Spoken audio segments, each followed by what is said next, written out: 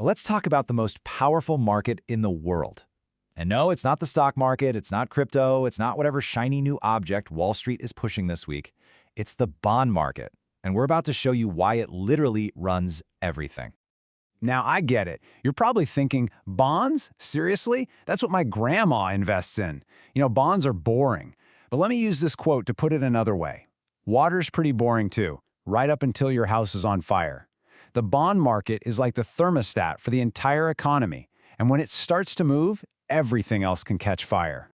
Here's a helpful way to picture it. If the stock market is the drama queen, grabbing all the headlines, swinging up and down every day, then the bond market is the quiet boss in the corner office. It's the one making the real decisions, setting the rules that the drama queen has to play by. And the scale of this thing, it is absolutely staggering. We are talking about a market worth over $100 trillion. But this isn't some abstract number floating around in space. No, this quiet giant is what's directly deciding the interest rate on your mortgage, the taxes you pay, and how well your retirement account is doing. So, let's pull back the curtain, shall we? We're going to see how this whole system really works, so you can actually understand it instead of just being surprised by it. All right, first things first, what in the world is a bond? Well, when you boil it all down, it's actually incredibly simple. At its very core, a bond is just a formal IOU. That's it.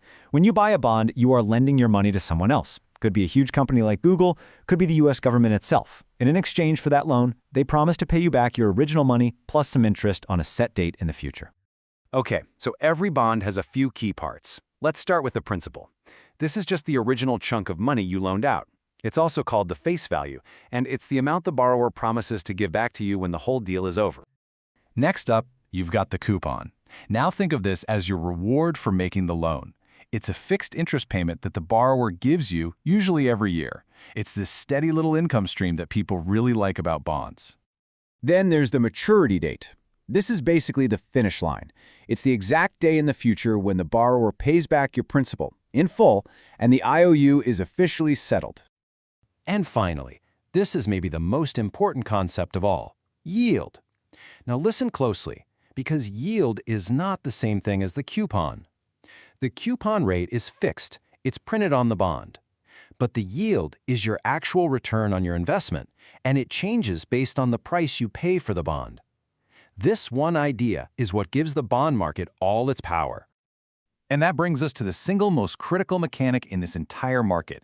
It's a really simple but incredibly powerful relationship between interest rates and bond prices, and it works exactly like a seesaw. The rule is simple. Bond prices and interest rates always move in opposite directions. Always. So, when interest rates out in the economy go up, the price of older bonds with lower rates goes down. And when interest rates fall, the price of those older bonds goes up. Let's walk through exactly why that happens. Let's use a really easy example.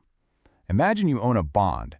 Its principal, or face value, is $1,000, and it has a 5% coupon. That means it is contractually obligated to pay you a fixed $50 every single year. That $50 payment never, ever changes. Okay, so scenario one. Let's say interest rates everywhere else go up. Suddenly, your little 5% bond isn't as attractive, right? So demand for it falls, and its price on the open market drops to, say, $900. But remember, you still get that fixed $50 payment. Well, $50 divided by the $900 you paid for it, that's an actual return, a yield of 5.56%. Your yield went up. Now let's flip it. Let's say interest rates fall across the economy. Well, now your 5% bond looks amazing. Everyone wants it. Demand shoots up, and its price climbs to $1,100. You're still only getting that same $50. $50 divided by the $1,100 you paid, and now your yield has dropped to just 4.55%. That's the financial seesaw in action. So who cares, right? Why does this matter if you don't own a single bond? Well, it matters because every single time that seesaw moves, it sends out a ripple effect that changes the price of pretty much everything in your life.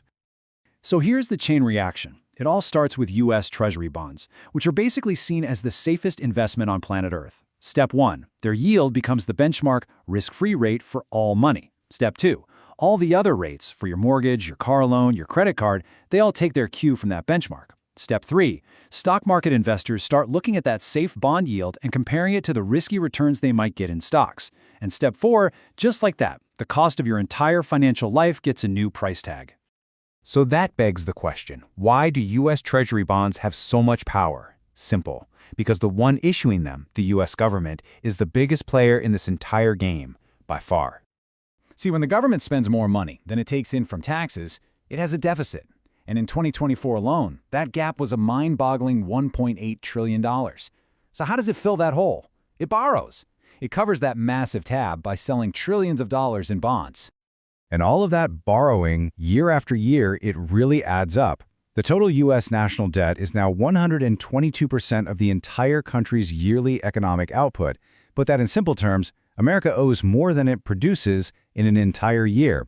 And this constant massive need for cash puts pressure on interest rates for everybody, and it can force some really tough decisions down the road about taxes and spending.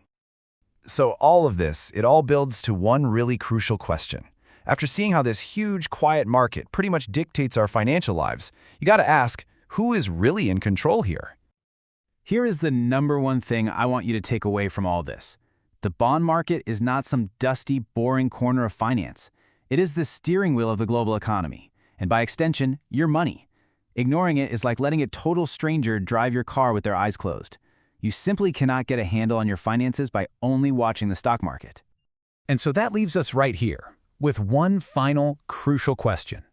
Now that you see the forces at play, who's really in the driver's seat of your financial future? Are you going to let this invisible market steer your life, or are you going to be the one to grab the wheel? Thanks for watching.